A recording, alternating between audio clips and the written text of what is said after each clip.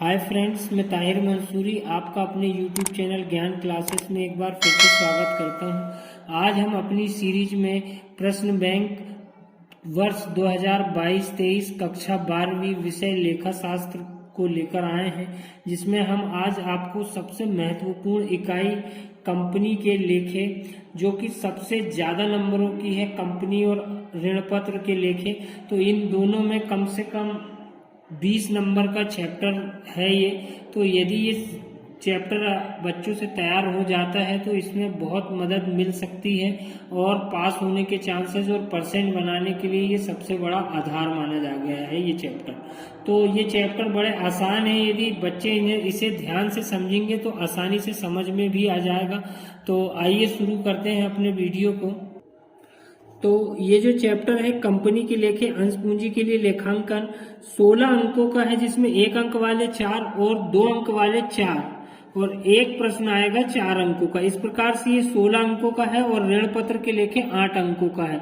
तो दोनों चैप्टर मिला के 24 अंकों का चैप्टर होता है। यदि ये 2 चैप्टर तैयार हो जाए तो बच्चों का परसेंटेज बनाना लगभग तय हो जाता है। तो यहाँ पर हम आज इसके वीडियो में आपको केवल सवाल बताएंगे और आप यदि हमें कमेंट करके बताएंगे कि आपको इन प्रश्नों के जो विकल्प वगैरह है इन्हें आपको करना हो, तो हम इन विकल्पों के भी आंसर आपको अच्छे से समझाते हुए बता देंगे। तो आप इसके लिए आप हमें कमेंट करके बता सकते हैं। तो आज हम इसके महत्वपूर्ण जो सवाल है, जो कि बड़े आसान होते हैं, उन सवालों को लेकर आए हैं। तो आइए शुरू करते हैं। तो प्रश्न क्रमांक 30 जो है, जेड लिमिटेड ने 10 रुपए वाले 30,000 12% पूर्वाधिकार अंश जनता में निर्गमित किए। संपूर्ण राशि एक मुश्त प्राप्त हो गई है। जेड लिमिटेड की पुस्तकों में नकल प्रविष्टि कीजिए। तो यहाँ पर जो है आपको बता दें कि जेड लिमिटेड की पुस्तकों में नकल वही कीजिए, मतलब दैनिक पंजी करना है। और जब एक मुश्त राशि प्राप्त हो जाती है, ये इस पॉइंट को ध्यान में रखें कि एक मुश्त राशि प्राप्त होती है तो केवल 2 एंट्री होती है, ठीक है। और यहाँ पर ये जो 12% पूर्वाधिकार अंश दिया है, ये अंश का नाम रहता है, इसका कोई अर्थ यहाँ पर निकलेगा नहीं, सिर्फ हमें नाम भर लिखना पड़ेगा 12% पूर्वाधिकार अंशों से। तो आइए शुरू करते हैं। तो सबसे पहली जो हमारी एंट्री होती है, बैंक खाता डेबिट। बैंक खाता डेबिट, यहाँ पर हमें लिखना पड़ेगा 12% पूर्वाधिकार अंशधारी खाते से। यहाँ पर जो होता है 12% पूर्वाधिकार अंशधारी खाते से, बैंक खाता डेबिट अंश आवेदन खाते से की जगह अंशधारी खाते से लिखा जाता है जब एक मुश्त राशि प्राप्त होती। टोटल अंश कितने हैं, अब मैं आपको थोड़ा सा रफ में बता देता हूं कि टोटल अंश कितने हैं, 30,000 है और है कितने रुपए वाले, 10 रुपए वाले। तो इसकी जो अमाउंट होगी वो कितनी हो जाएगी, 3 लाख रुपए हो जाएगी। तो बैंक पे हमें राशि कितनी प्राप्त हुई, बैंक खाता डेबिट 12% पूर्वाधिकार अंशधारी खाते से 3 लाख रुपए डेबिट पक्ष में आ जाएंगे और 3 लाख रुपए जो है वो क्रेडिट पक्ष में आ जाएंगे। अब हम इसका टीप लिखेंगे कि 12% पूर्वाधिकार अंशों की संपूर्ण राशि एक मुश्त प्राप्त होने पर, ये लिखना जरूरी होता है, टीप देना जरूरी होता है। उसके बाद हमारी ये फर्स्ट एंट्री हो गई और सेकंड एंट्री जो कि अंतिम रहेगी, मैंने आपको बता दिया हूं कि केवल 2 ही एंट्रियां होती है जब एक मुश्त राशि प्राप्त होती है कंपनी को। एक मुश्त का मतलब जब कोई अंशधारी एक साथ आवेदन के साथ ही संपूर्ण राशि का भुगतान कर देता है तो उसे हम एक मुश्त कहते हैं। तो यहाँ पर अब जो एंट्री होगी वो होगी 12% पूर्वाधिकार अंशधारी खाता डेबिट 12% पूर्वाधिकार अंश पूंजी खाते से।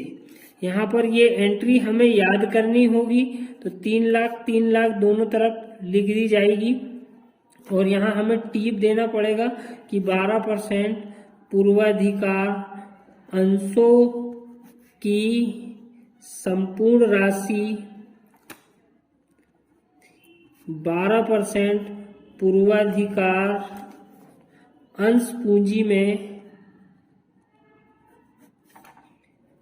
हस्तांतरित करने पर। ऐसा टिप लिखना बहुत जरूरी होगा।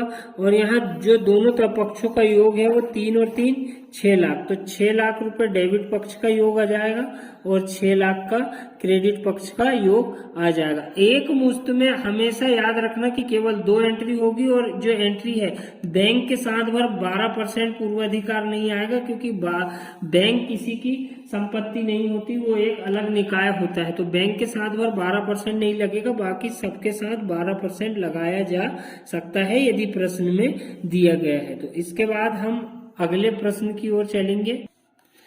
इसके बाद प्रश्न क्रमांक 31 जो है, एक कंपनी ने 10 रुपए वाले 25,000 अंश जो है जनता में निर्गमित किए, सभी राशियां एक मुश्त प्राप्त होगी, आवश्यक पंजी प्रविष्टि कीजिए। तो यहाँ पर 10 रुपए वाले 25,000 अंश जो है जनता में निर्गमित किए, सभी राशि एक मुश्त प्राप्त होगी, तो फिर हमें केवल 2 ही एंट्री करनी होगी। तो यहाँ पर क्या है, आवश्यक पंजी प्रविष्टि मतलब वही रोजनामचा बोलेंगे या दैनिक पंजी बोला जाएगा, रोजनामचा प्रविष्टि या पंजी प्रविष्टि या जर्नल, जो भी आपसे बोला जाएगा, इन सब का नाम एक ही रहता है। एक मुश्त का मैंने आपको बता दिया हूं कि केवल 2 ही एंट्री होती है। तो बैंक खाता डेबिट। अब यहाँ पर कोई अंशों का नाम नहीं दिया है, जैसे पिछले सवाल में 12% पूर्वाधिकार अंश था, यहाँ पर कुछ नहीं बोला है। तो अब हम डायरेक्ट उसको आसान भाषा में लिख देंगे कि अंशधारी खाते से। अब यहाँ पर आपको मैं थोड़ा सा रफ में फिर बता दूं कि केवल अंश कितने हैं, 25,000 है, और है कितने रुपए वाले, 10 रुपए वाले, तो 2,50,000 रुपए की प्रविष्टि इसमें आएगी। तो बैंक खाता जो डेबिट होगा वो 2,50,000 रुपए से डेबिट होगा और अंशधारी खाते से 2,50,000 से क्रेडिट होगा। अब यहाँ पर हम क्या लिखेंगे, अंशों की संपूर्ण राशि एक मुश्त प्राप्त होने पर। एक मुश्त का आशय भी मैंने आपको बता दिया हूं।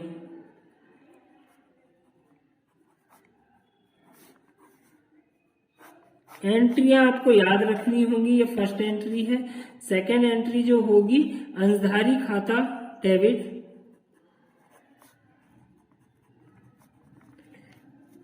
अंश पूंजी खाते से।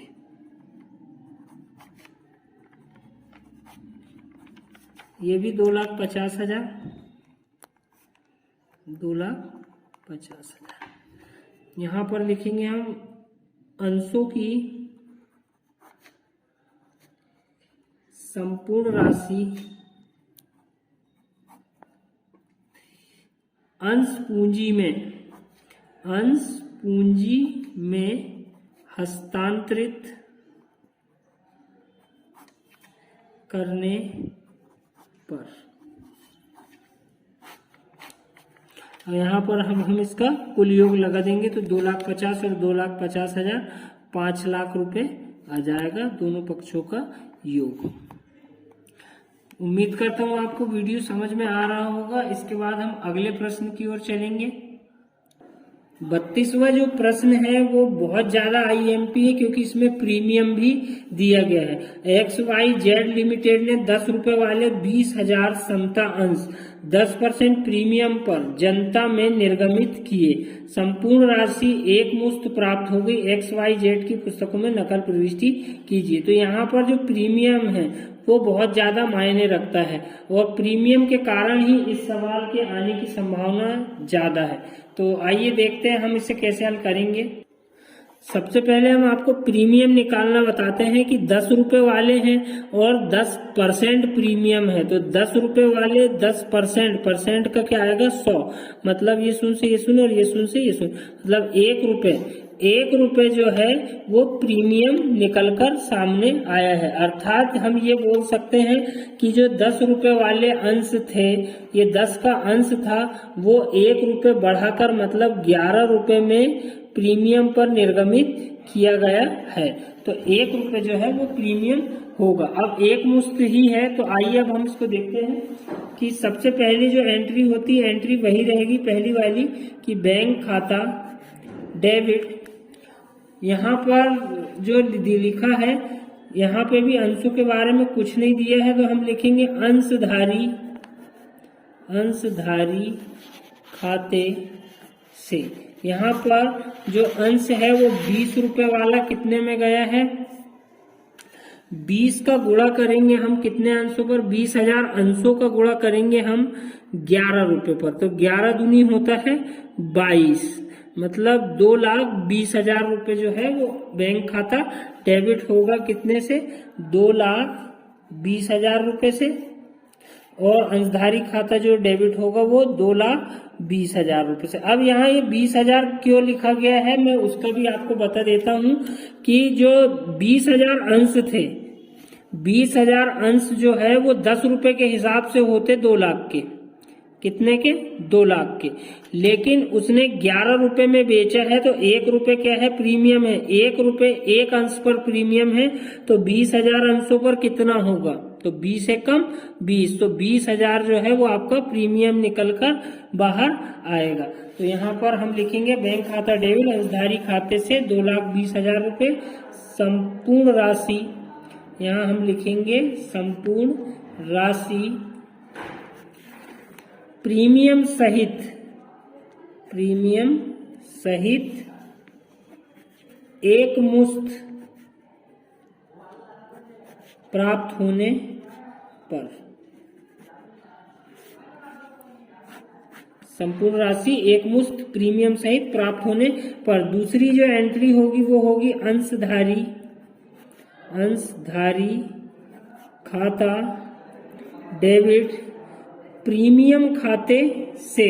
यहाँ पर प्रीमियम की एंट्री जो है वो सेकेंड एंट्री में प्रीमियम दर्शाना पड़ेगा और उसे समाकलित किया जाएगा प्रीमियम खाते से और अंश पूंजी खाते से। तो यहाँ पर जो है प्रीमियम कितना निकल कर आया है, 2 लाख के में से 20,000 रुपए प्रीमियम है और अंश पूंजी खाते कितने का है, 2 लाख का है। और टोटल जो अमाउंट आएगी ये दोनों का जो जोड़ होगा वो अंश पूंजी का अंशधारी खाता डेबिट में हो जाएगा 2,20,000 रुपए। तो यहाँ पर हम लिखेंगे संपूर्ण राशि प्रीमियम